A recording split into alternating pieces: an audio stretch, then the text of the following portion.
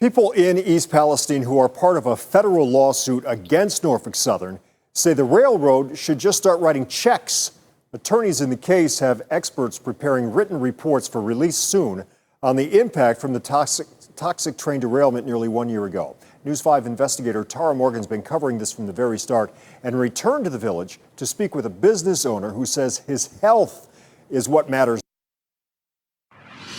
Bob Figley has had a front row seat to the chaos and cleanup in East Palestine. We have quite interesting.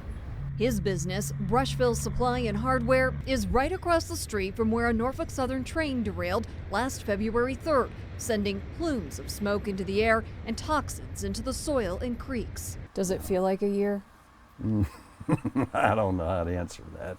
It feels like, you forget what normal used to be. Figley says he's still wrangling with Norfolk Southern to clean his business. It wouldn't be an easy task, he says, with hundreds of thousands of items and having to run a business. They were going to come in and clean, and it was up to us who we would use for cleaning. And then all of a sudden at the very end, they said, well, no, we're not going to use your guy, we're going to use our guy. Figley is part of a federal class action lawsuit against the railroad. Would it be safe to say you're dissatisfied with Norfolk Southern and its response?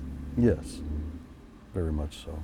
Attorneys handling the class action brought in an independent expert for soil and water testing just weeks after the derailment. They later returned to map out the area to reconstruct what happened.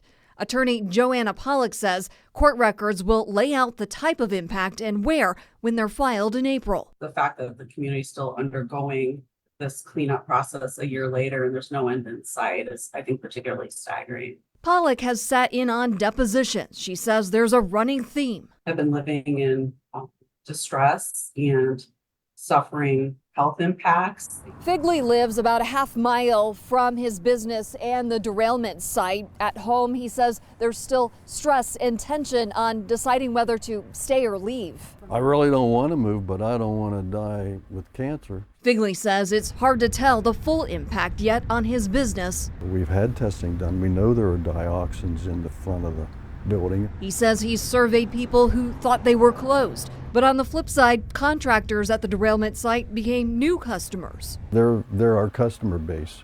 So we get, we've had a bump in sales from that. One positive, he says, out of a frustrating and scary time. The only way that they can make it right, as Alan Shaw says, start writing the checks. They're giving people an opportunity to recreate their life somewhere else if that's what they want to do. I'm News 5 investigator Tara Morgan.